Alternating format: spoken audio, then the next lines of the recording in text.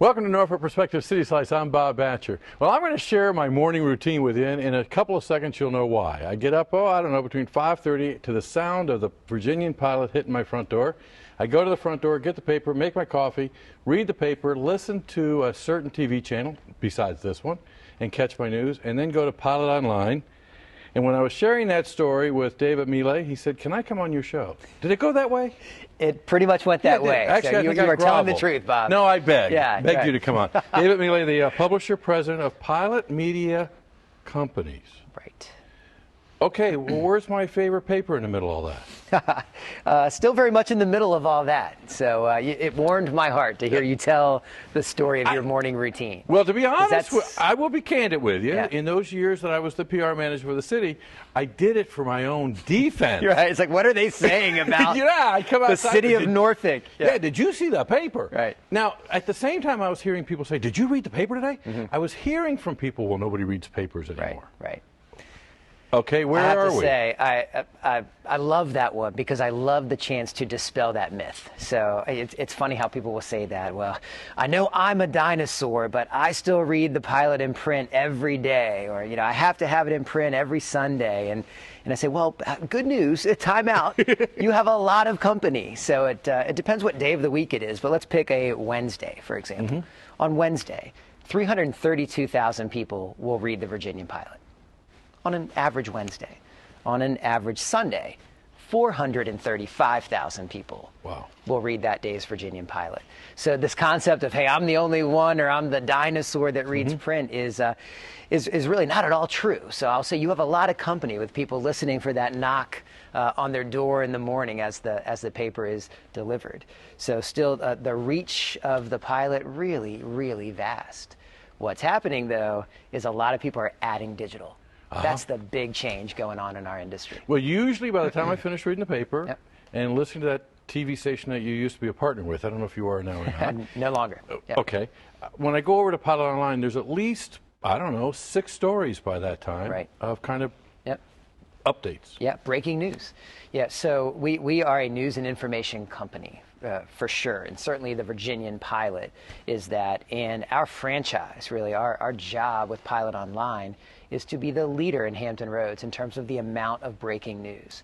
So we now have every member of the Virginian Pilot newsroom, every reporter, editor, copy editor, senior, you name it, anyone in our newsroom, photographer, etc., is encouraged, empowered, and expected to post online. Early and often. Okay. So it's really about breaking news online, because we know a lot of people like you depend on Pilot Online to know what's happening in Hampton Roads. Right. Now, don't get me wrong. I do slip over to those other .coms. Right. And I have Norfolk.gov as my homepage. Of course. I mean, I'm going to be real candid there. Right. Okay. It hasn't always been like that. Yep. Right? It was kind of two separate beasts. Yep. Where were you election 2000? Yeah, election 2000. When they were throwing up that paper that had to be printed before the election results came through. Do you remember that night? Oh, definitely. Yeah. Where were you? Yeah, I was actually working for Landmark, our parent company at the time, not working for the Virginian Pilot. I started with the Virginian Pilot in 2002, so about 10 years ago. But yeah, election nights are tough, as are late sports football events. games, the bane of your West existence. Coast football games, or a late ODU or Virginia Tech football game. Well, can be tough as we well. won't go there. Yeah, tough season. I'm sorry. I know. Well, I know something about you that they don't know. And you Right, had a we tougher can leave season. that alone. We can leave that alone. Wow, Yeah, but it is tough. how's And that that's go, where Wahoo? digital really completes the picture as well. So you described a habit in your day, a newspaper hitting a door in the morning, and then some other things that you do, and then Pilot Online throughout the day.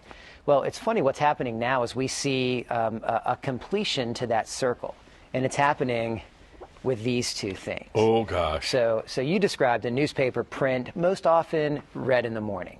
Pilot Online, people come to Pilot Online oftentimes when they might be at work or have access to a computer screen, right? Mostly during the day.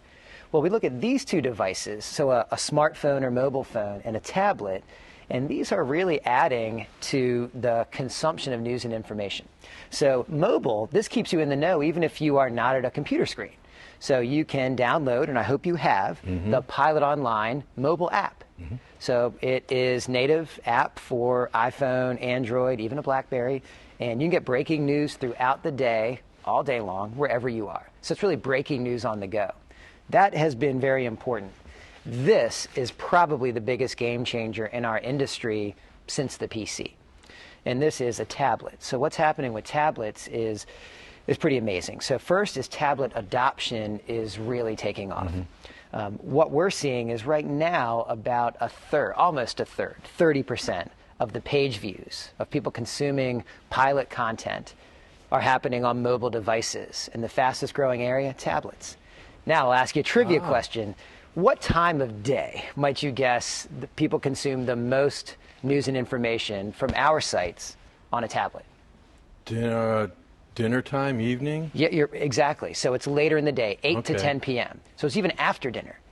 So think about the day you described, starting with the Pilot in print in the morning, Pilot online throughout the day. Well, people are finishing the day coming back to us and our content, but they're doing it with the tablet on a couch like this, maybe even have TV on as well. So it's really created a last or third sort of user cycle for news and information. And we are really taking hold of that trend, and we're beginning to plan additional programming, packaging and content specific for an evening consumer of our content on a tablet. I'm gonna burst your bubble, though. You used to do that. We used to. Because that evening thing was the Ledger Star, Exactly, exactly. So what's old is new again, That's cool. right? Yeah. That's okay. kind of the case in Do you media. promise not to tell anybody this? Yeah, not a But word. let me kind of describe that news alert. Yeah.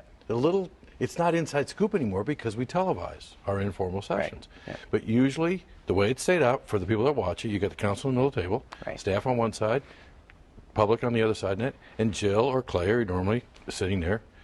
Typing away on their, and then all of a sudden a vote will be, or a discussion will be had. Yep. They got that crowning nugget that they've been looking for, Yep. and all of a sudden one of the council members, usually, one of the council members will announce, it just came across. Right. So There it is that I'll Pilot late online break? right away. Yeah. Oh, sure. Now we did something though where I said we start televising live. Let's talk about open government. Yeah.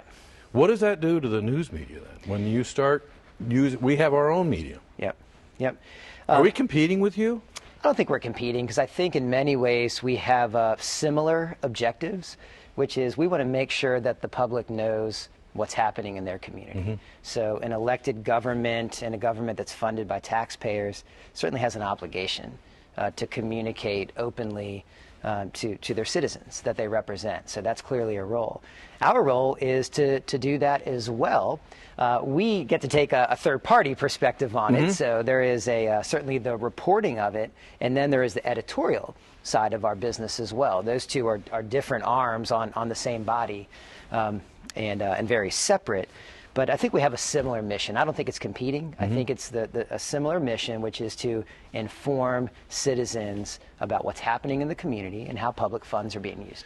Yeah. Now, when it comes to the Pilot or online, because you've got your reporters who are out there, and they are the third eye Yeah. on really what's happening. They're the observers, right? Exactly. How do they differ then from your editorial board? I mean, when the reader gets that page. Yeah. It's a great question, and I think there is some confusion. I think people think that they are one and the same. So we have a group of journalists who are reporters and editors, photojournalists, designers, who all have the job of reporting on what happens in a community. And their job is fact, fact, fact, fact, all fact-based. So they package those facts and supply background for context, but it's all really driven around fact, fact, fact, really with no opinion injected into it. The editorial team is very much about opinion. So their job, our editorial team, is to take a collection of facts and submit an opinion. So oftentimes they are submitting an opinion that might differ from what a portion of folks think, and that's used to create a dialogue. So it's used to stimulate a discussion. So they are very different. Sometimes people will read an opinion in our editorial pages, and then cast our whole organization under that same light. So you hear about it in the grocery store? We hear about that a lot. Do you? And I get the emails and the phone calls and at the soccer game feedback. But the two are very separate. Our reporters, fact, fact, fact. Editorial, opinion. And we call it opinion. We say this is opinion. The opinion of. Right, yeah. Now, okay. But they're separate floors of the building, separate reporting structure, totally separate. How about the columnist? Columnists, great question on that. Columnists are much similar to our editorial and opinion teams. A columnist's job is to basically, what they're often doing is looking at current events, trends, again, those collections of facts, and they're formulating their own opinion. Okay. On And that. they- So and they're- columnists are definitely opinion-based. And kind of the ground rules for them is they are their opinions, right? They're their opinion. They put their name on it. We put their picture attached to it, and it's their opinion. And sometimes it's theirs only. Okay, I've been sitting here debating if I'm Yeah. going to ask you that. Come on, you got to. Nobody will know. Yeah, nobody's. Tell me about one of your favorite phone calls after a Carrie Daughtry column to Carrie. Right. Do you- do they start off, oh, Carrie, or is it, oh, Ms. Daughtry, or? No. Carrie does a great job. Because what Carrie's doing is what we say Carrie's going to do, Yeah. which is Carrie's going to give her opinion. Well, and It that's. has her name. It has her picture. It might not be the opinion I have. It might not be the opinion our editorial. Do you share that board with her? has. Very infrequently. Very infrequently. And quite honestly, I'm not sure Carrie would care a whole lot. Because Which is kind of the cool part about It's the cool part about it because she is doing her job as a columnist. Well, and which looking we back- ask Carrie, share your opinion, and what happens is it creates an interesting discussion. Yeah. We want it to be a civil discussion, so sometimes the comments can get a little out of hand, but we do moderate that. But basically, yeah, Carrie is doing her job. So I don't want to provide a lot of feedback to Carrie because that's her job. Her But job isn't is to that, give her and opinion. again, that's Yeah. part of the job of journalism too, is to get that public conversation. I'm thinking back past generations of the paper. There have been other columnists, we won't start naming them, who really caused some consternation and discussion, but Yeah. it was good public discussion. Right. Yeah. That's really a role of a columnist. It's the role of our editorial board. Help frame issues, and then submit an opinion. It's an opinion that people can disagree over. It's the nature of opinion. What we hope it does is that it stimulates a dialogue, that it gets a civil discussion going. Yeah. We're taping this the week before Christmas and post what happened in Connecticut. Yeah. And there's a national discussion now starting. Right. And I hope it doesn't get disrupted because people will take time off to celebrate the holiday, but Right. that conversation continues. What role does journalism play in that national conversation? I think it plays a meaningful and important role in the conversation because what journalists and what journalism can do, what media can do, is help to keep a discussion going. It can help to start a discussion in many cases. What it can also do is keep important discussions going.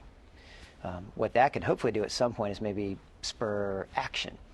So I think journalism has a certain role. Number one, just to report what happens. So sharing the facts. Sometimes it's good news, and then sometimes it's horribly tragic news, like Newtown.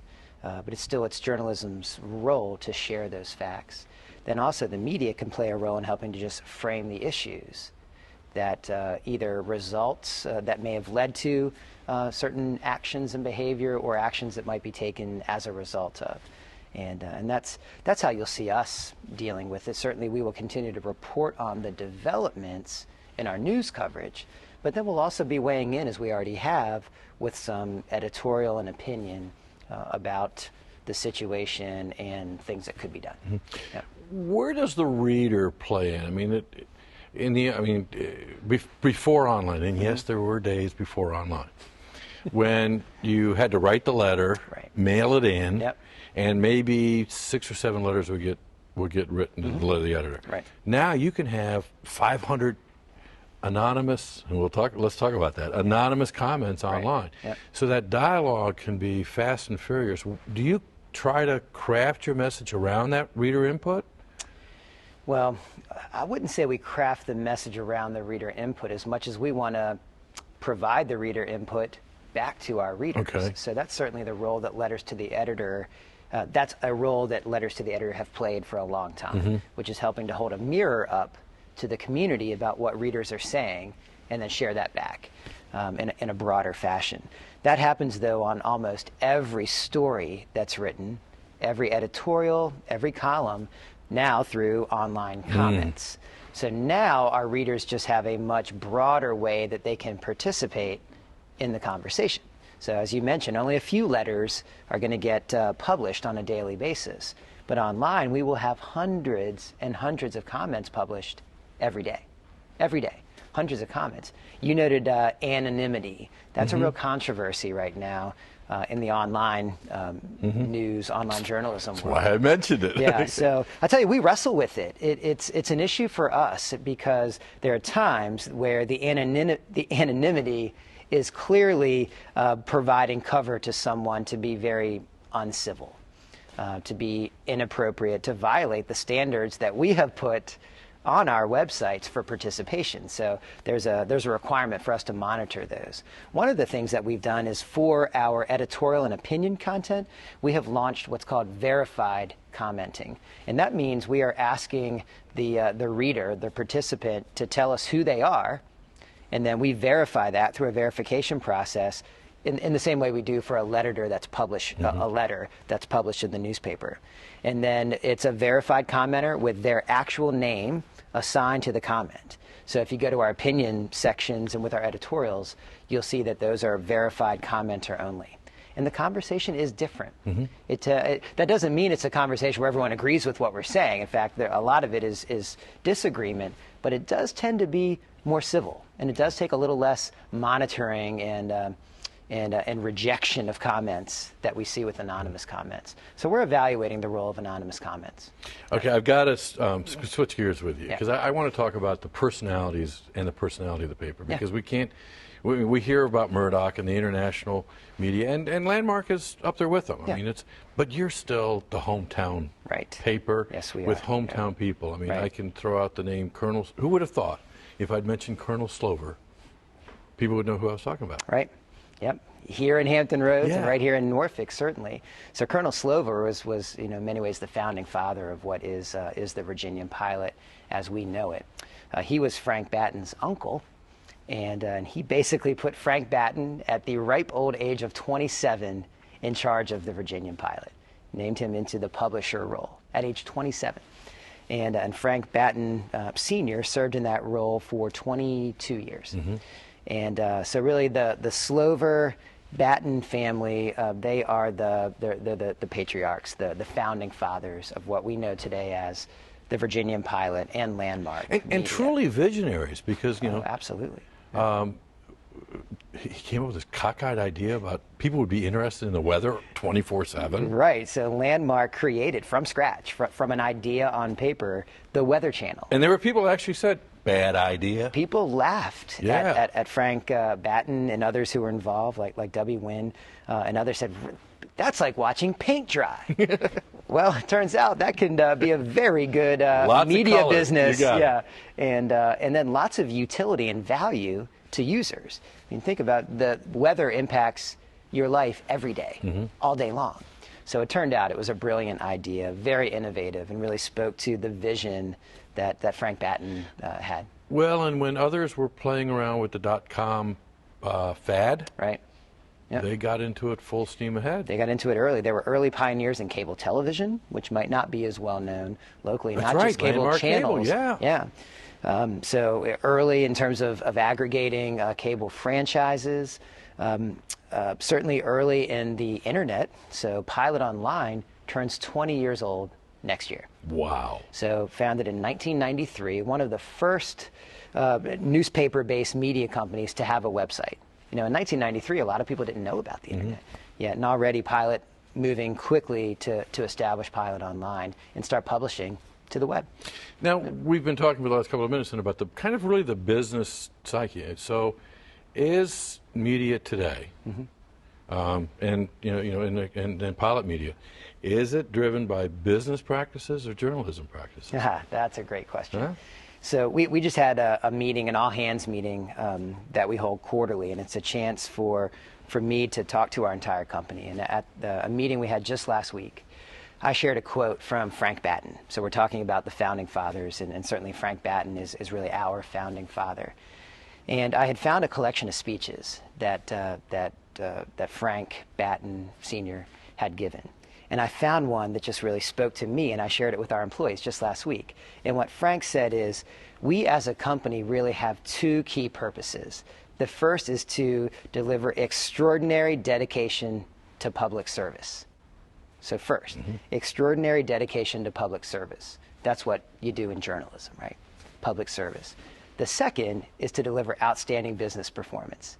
And what he said, continuing the speech, and I'll send a link to you because it's really fascinating reading. He says, some people say the two are contradictory. But Frank says, he believes they're inseparable. And that the sooner we all see that, the better we will be in the future. So your question is it one or the other? How do you juxtapose or put together great journalism and outstanding business results? Well, the good news is we hearken back to our founding father. By the way, he said that in 1978. Wow. So that speech and those quotes were from 1978. And we're living it today that says, you know what, the two do go together. If we have great journalism, if we are doing really a great job adhering to journalistic standards and principles, providing a thorough, comprehensive, and in-depth report on the communities we serve, we will have a good business. Because what we'll do is we'll have an audience that we're reaching. What businesses want to do is they want to reach that audience. We can help them do that. So we see them very much connected. Well, Dave, I've got about another hour's worth of stuff I want to talk to you about. Perfect. So can I have you back on? I would love to come back. And we're going to talk about some Bob. of your predecessors next time you come back. Hold me honest on that. And thanks a lot for being the new guy, actually. Absolutely. In a long history of good guys. Yeah, a proud history. It's a real honor to sit in this role. So thanks. I'm looking forward to having you back. Great. Thanks, Bob. Would love to come back. Thanks for joining me. Thanks for joining us.